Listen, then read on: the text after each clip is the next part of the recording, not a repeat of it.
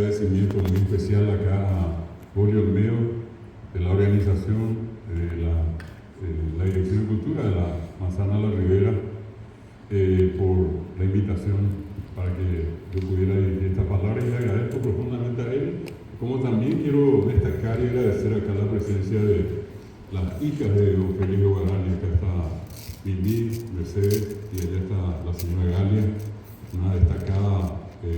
con una destacada trayectoria en el ámbito audiovisual paraguayo también. Está Augusto, y hay un hermano que está en Suecia, ¿verdad?, que es Félix, que lleva el nombre de papá. Son 4 hijos, y obviamente no podemos hablar de don Félix sin hablar de doña Clara, que es la esposa de don Félix, con quien compartió muchísimo tiempo, inclusive ya su retorno al Paraguay después del 1989, la caída del gobierno de Stroessner, ¿verdad? Y desde ese punto de vista también yo veo acá tantos amigos, tantos colegas, compañeros que siguieron y acompañaron a don Félix de Guarani, entre ellos acá el querido Pachín, y acá Emilio. Allá también tenemos la presencia de Silvio Rodas, un destacado actor paraguayo, en fin, a todos. Acá conmigo también está el Ateneo de Lengua y Cultura Guaraní, la profesora María Antonia Rojas, quien en algún momento compartió mucho tiempo con don Félix, y finalmente también, siguiendo el trabajo de don Félix, ella quedó a trabajar en el Instituto de Bellas Artes, que fue donde don Félix de Guarani consiguió entrar a ejercer la docencia. Yo recuerdo que hacia 1900, después del golpe, prácticamente un tiempito después, nosotros estábamos en un continuo contacto con el querido, inolvidable Rudy Toria, y en una ocasión él me llama y me dice: está acá conmigo un gran amigo que después de mucho tiempo volvió al Paraguay y está en este momento acá trabajando. Estamos llevando adelante algunos proyectos de manera conjunta. Y cuando yo le pregunto de quién se trata, él me dice: venía a conocerlo. Entonces nunca olvido que había ido a la casa de Rudy en el barrio San Vicente, y le encuentro allí nada más y nada menos que a don Félix Guarani, que en ese tiempo de su retorno quedó un tiempo a vivir en la casa de Rudy Toria. Y bueno, y empieza una trayectoria tan importante cuando se da definitivamente el retorno de él acá. Era una cuestión muy delicada también la situación que le tocó vivir, porque por más que se hablaba del tiempo de apertura y todo, no todas las puertas se abrieron, ¿verdad? Y don Félix fue y probó aquí y allá, y lastimosamente varias de las puertas no se abrieron. Y él siempre recordaba, de las muchas veces que me tocó conversar con don Félix, él tenía un recuerdo muy especial a la figura de Rudy Toria. Como muchos de nosotros que lo conocimos a Rudy, sabemos de la clase de persona, de la clase de ser humano que fue Rudy, que siempre abrió los brazos a todos, que fue una persona tan humilde como efectivamente también lo fue don Félix de Guarani, que en alguna ocasión me decía, si yo soy comunista, me decía, yo no fui precisamente del caviar, me decía, yo soy de los comunistas moriabú que vivimos acá hasta ahora y que sin tener absolutamente nada seguimos nuestra trayectoria, solía decir, con mucho orgullo. Y de la ocasión que se dio cuando él en algún momento me dijo que necesitaba un documento acá en Paraguay, porque nunca olvido que en algún momento él me decía, cuando él estaba cursando en la Facultad de Filosofía, casualmente estoy viniendo de allí, a él de la Facultad de Filosofía ya directamente lo expulsan del país, y ya se vino el retorno mucho tiempo después. Él tenía ya las obras hechas, había estado inclusive como interventor en importantes universidades de Europa, entre ellas en la Universidad de París. Nunca olvido que me contaba que él fue miembro de una mesa calificadora de una destacada paraguaya, la doctora Alicia Villagra, a quien tuvo la oportunidad de calificar y darle a ella, con su voto, el doctorado en la Universidad de París. Y repito, al retornar acá, él tuvo el problema de de la famosa burocracia de tener un título, obviamente para enseñar. Entonces se acercó a nosotros a través de Rudy y nosotros le planteamos a él la posibilidad, tomando en cuenta todos los méritos que tenía, años dedicados a guaraní, el cuá, hemos guaraní que te digan darle, yo anda, y como me preguntaba por qué, es más bien por él.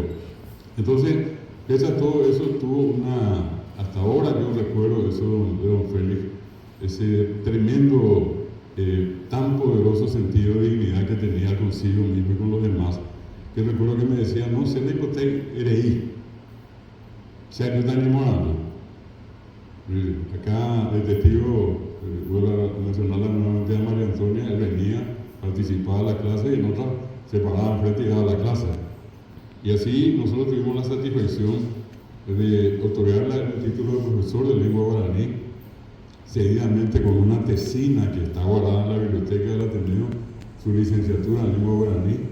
No se dio por vencido, ya casi con 80 años, un poquitito menos, pero él, cuando nos sale a nosotros en el año 2008, 2007, la posibilidad de habilitar una maestría, él me llama y me dice, Chefe de Reposa, y venía. Y una cosa notable, él se sentaba con todos y todo el mundo mirándole, sentado como un estudiante más, don Félix Guarani, ¿verdad? Y pasó lo mismo, hizo un trabajo enorme y al final tuvimos la satisfacción de, como ya tenía dificultades para moverse, recuerdo que acá con Mimbi, con Galia, con Augusto en su casa en Lambaré, tuvimos la oportunidad de llevarle y entregarle su título de doctor en lengua guaraní. Nosotros creemos que cumplimos con un paraguayo destacadísimo, con una personalidad increíble, como sin dudas lo fue, lo es y lo seguirá siendo don Félix Guarani. Nosotros nos tomamos un hábito desde su partida, antes obviamente, pero después de su partida, y lo hacemos con mucho agrado, con mucho orgullo, porque entendemos que es un paraguayo que se merece siempre recordarlo a él. Él está dentro de nuestro programa de estudios, es estudiado en los cursos que nosotros hacemos en el Ateneo, y bueno, así en una fecha como hoy, recordamos su nacimiento, 99 años. El año que viene tenemos que prepararnos para un festejo grande, 100 años. Y en el 2011 cuando falleció, entonces él con esos 87 años a cuesta, luego de venir a Paraguay, escribió más de 80 libros.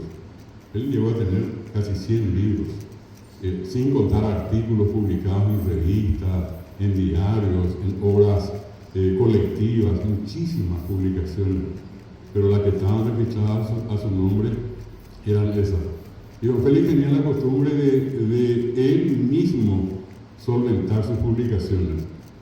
Había una empresa acá por cerca de Teniente Fariña y Estados Unidos que le hacía las publicaciones y él mismo, puerta a puerta, don Félix iba y vendía los libros.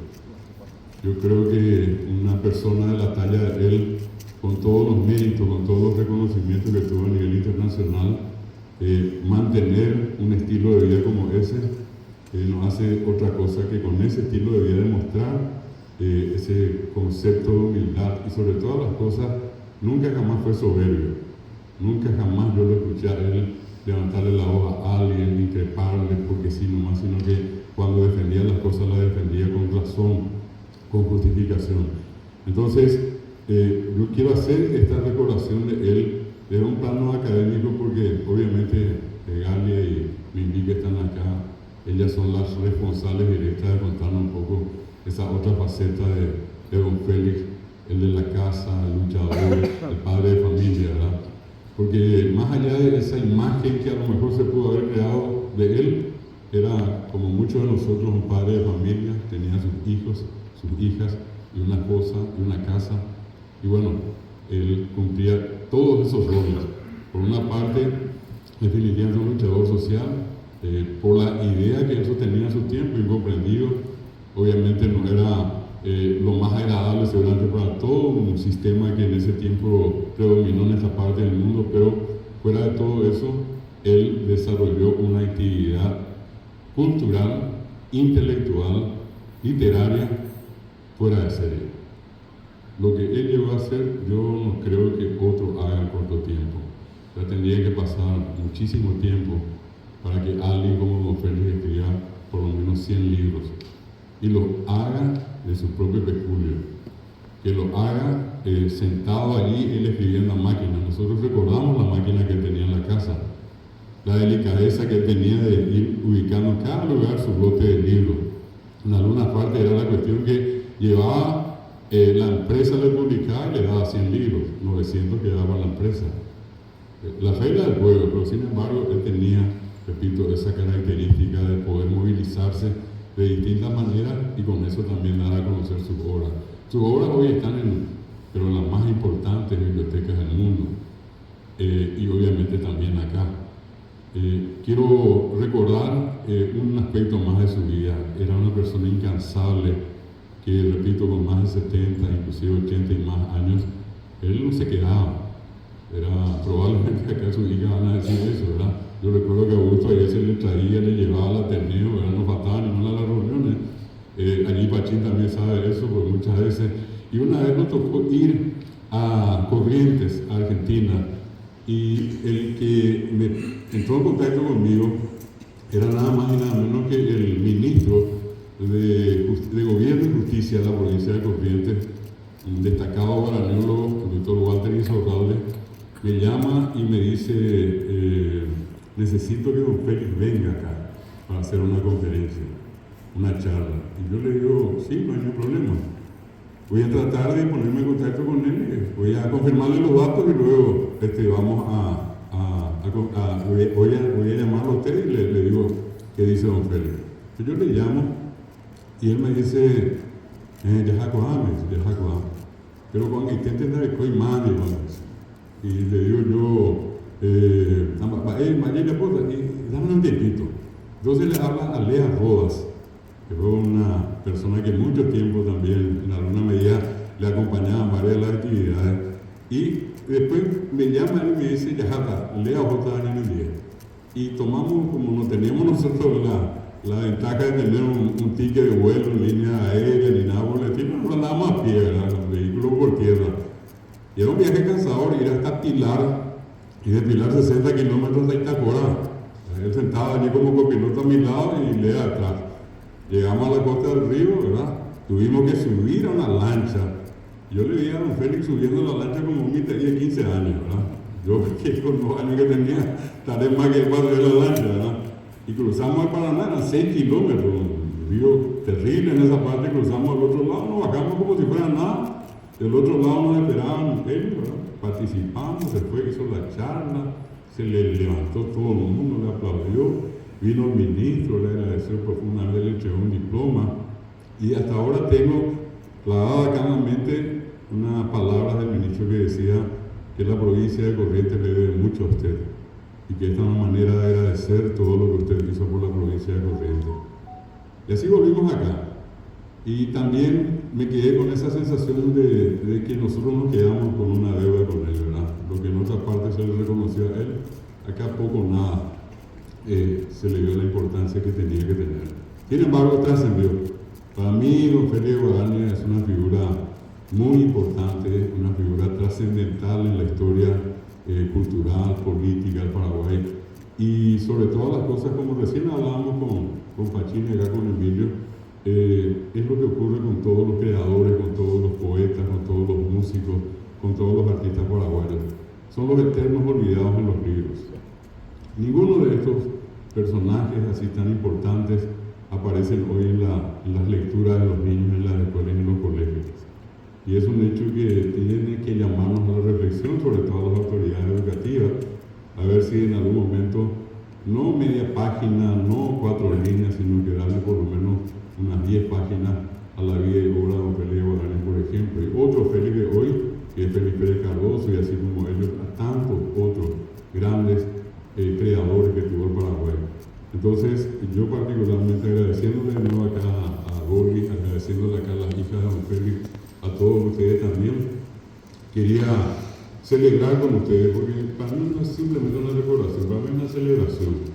Celebrar a una persona como don Félix tiene que ser algo que se hace todos los días y de una manera también yo creo que con alegría, porque dentro de todo, como él pasó por tantos sinsabores, él nunca negó una sonrisa a nadie, él siempre se mostraba contento y se mostraba alegre con la gente. Donde él llegaba, todo el mundo le pasaba la mano. Una vez nos fuimos a parar a Hueco y Estero, fuimos a las 6 de la tarde, volvimos como a las 12 de la noche, pero se quedó y habló con todo el pueblo, ¿verdad? Todos se le acercaban allí, la verdad, como Félix foto, foto, Pepe. Y bueno, teníamos que terminar a las 9, terminamos a las 12 de la noche, a las 12 nos tiramos y volvimos a para otro lado. Pero era una persona muy querida, por lo menos en los muchos lugares. Yo creo que quedó esa imagen de él, que quedó reivindicada de alguna manera a través de la gente que lo conoció, que lo valoró a través de su obra.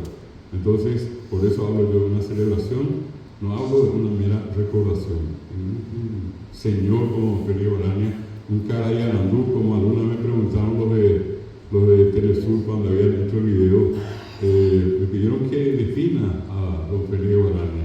Y yo le dije a la periodista que es un caray Arandú, le decía, un señor. Y el Arandú guaraní es el sensor del tiempo, el sensor de las cosas. Ara es el tiempo, el universo, el todo, y Andú es el que siente. Y él sentía las cosas. No es que solamente miraba. El paraguayo que tiene esa característica tan particular, ¿verdad? Y ande oíamos que te de la pisarse que te ya ñañanduso. La ella ya es ya. La ella ya ñañandu. Ya mina ñañandu. Ya mina ñañandu un caray fulano. Entonces, en ese sentido, es que creo que ese concepto de la figura de él es un concepto válido. Una verdadera enciclopedia que caminaba y que lo hacía con mucha humildad y que lo hacía sobre todas las cosas con mucha responsabilidad, con mucha solvencia. Ese fue don Félix y este es un homenaje que nosotros lo hacemos esta tarde para recordar y celebrar a don Félix Guarania. Muchas gracias a todos, que pasen bien.